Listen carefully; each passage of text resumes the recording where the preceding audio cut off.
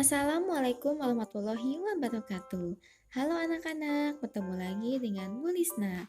Nah, pada hari ini kita akan belajar tema 1, pertumbuhan dan perkembangan makhluk hidup, subtema 1, ciri-ciri makhluk hidup, dan di pembelajaran yang kelima. Yuk kita simak videonya. Perhatikan gambar berikut ini. Nah, di sini ada 4 gambar berseri. Nah, dari 4 gambar ini, buatlah cerita berdasarkan gambar tersebut. Nah, ceritanya ini dapat kamu susun berurutan berdasarkan gambar dari nomor 1 sampai nomor 4. Berdasarkan 4 gambar besar tersebut, dapat kita buat cerita. Contohnya seperti ini ya. Udin, Beni, dan Edo sedang bermain bersama. Mereka bermain pasir. Setelah bermain, mereka makan. Sebelum makan, Beni mencuci tangannya terlebih dahulu. Sedangkan Edo tidak mencuci tangannya dan langsung mengambil makanan dan memakannya.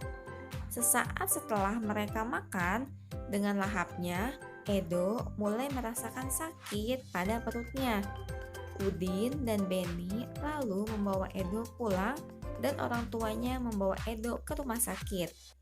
Edo sakit perut karena tidak menjaga kebersihan tangannya sebelum makan. Nah, itu adalah cerita versi ibu. Nah, silahkan nanti kalian membuat cerita gambar berseri ini versi kalian. Sebelum makan, tentunya ada aturan yang harus kita taati. Nah, yang pertama adalah makanan harus bersih dan sehat. Harus tertutup rapat, tidak boleh kena lalat ataupun kotoran lainnya.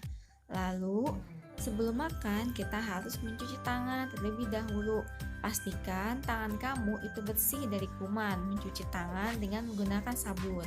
Lalu, yang terakhir adalah berdoa sebelum makan. Nah, berdoa sebelum makan adalah merupakan salah satu contoh pengamalan sila yang pertama, yaitu selalu bersyukur atas nikmat yang telah diberikan oleh Tuhan. Mari kita baca teks berikut sama-sama ya. Aturan sebelum makan. Salah satu ciri makhluk hidup adalah tumbuh. Untuk bertumbuh, makhluk hidup perlu makanan dan air. Makanan yang baik untuk pertumbuhan adalah makanan yang bersih dan sehat. Kebersihan makanan juga akan mempengaruhi pertumbuhan. Jika makanan yang kita makan tidak bersih, kesehatan dan pertumbuhan kita akan terpengaruh. Salah satu cara menjaga makanan agar tetap bersih adalah dengan menutup makanan. Hal ini perlu dilakukan agar makanan tidak dihinggapi lalat atau hewan lainnya. Makanan dapat menjadi tempat lalat bertelur dan menyebabkan makanan menjadi kotor. Selain menjaga kebersihan, kita juga harus berdoa sebelum makan. Berdoa untuk berterima kasih atas karunia yang diberikannya. Makan sesuai kebutuhan. Menjaga kebersihan makanan serta berdoa sebelum dan sesudah makan merupakan contoh sikap bersyukur. Sikap bersyukur merupakan pengamalan sila pertama Pancasila, yaitu ketuhanan yang Maha Esa. Jika kita sudah makan sesuai kebutuhan, menjaga kebersihan, serta berdoa sebelum dan sesudah makan, berarti kita sudah melaksanakan sila pertama Pancasila. Berdoa juga menunjukkan sikap berterima kasih kepada Tuhan. Selalu berdoa sebelum dan sesudah melakukan kegiatan juga merupakan contoh pengamalan sila pertama Pancasila.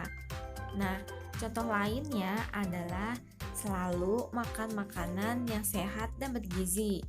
Nah, salah satu makanan tersebut contohnya adalah susu sapi. Nah, susu sapi adalah salah satu contoh makanan yang sangat baik untuk kesehatan. Beberapa perusahaan memproduksi susu sapi dalam bentuk kemasan kotak siap saji agar mudah dikonsumsi.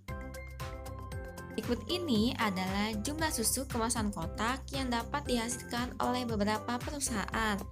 Nah, untuk perusahaan A menghasilkan 1.200 kotak susu kemasan yang dihasilkan per bulan. Perusahaan B menghasilkan 3.000 kotak per bulan. Perusahaan C menghasilkan 4.800 kotak per bulan. Perusahaan D menghasilkan 3.250 kotak per bulan dan perusahaan E menghasilkan 2.200 kotak per bulan. Berdasarkan daftar tersebut, selesaikan beberapa persoalan berikut ini. Nah, untuk soal yang pertama, manakah perusahaan yang menghasilkan susu kemasan kotak paling banyak setiap bulan? Nah, ini dapat kamu lihat dari perusahaan A, B, C, D, dan E. Nah, dilihat dari angka depannya dulu. Perusahaan A angka 1, perusahaan B angka 3, perusahaan C angka 4, perusahaan D angka 3, dan perusahaan E angka 2. Nah, dari angka 1, 3, 4, 3, dan 2, manakah angka yang paling banyak atau yang paling besar? Nah, jawabannya adalah perusahaan C yang menghasilkan 4.800 kotak per bulan. Selanjutnya yang nomor 2, manakah perusahaan yang menghasilkan susu kemasan kotak paling sedikit setiap bulan? Nah, dilihat lagi dari angka ribuannya. Ada angka 1, 3, 4, 3, dan 2. Nah, mana angka yang paling kecil? Ya, adalah perusahaan A yang menghasilkan 1.200 kotak per bulan. Selanjutnya ada contoh soal lagi. Berapa jumlah susu kemasan kotak yang dihasilkan perusahaan A dan D? Nah, perusahaan A itu kan menghasilkan 1.200 kotak dan perusahaan D menghasilkan 3.250 kotak. Ini dapat kita selesaikan dengan cara penjumlahan bersusun pendek. Kita tulis dulu 1.200